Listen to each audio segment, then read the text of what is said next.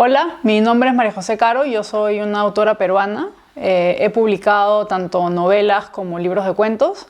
He publicado la novela Perro de Ojos Negros, que tiene que ver sobre migrar de Latinoamérica a España para estudiar. He publicado un libro que es de cuentos, pero también funciona como una novela orgánica que se llama ¿Qué tengo de malo?, que lo que retrata es la niñez y adolescencia de pues, una niña limeña y cómo lo que uno aprende o lo que uno termina siendo de adulto pues está estrechamente marcado con las cosas que le suceden de niño, ¿no?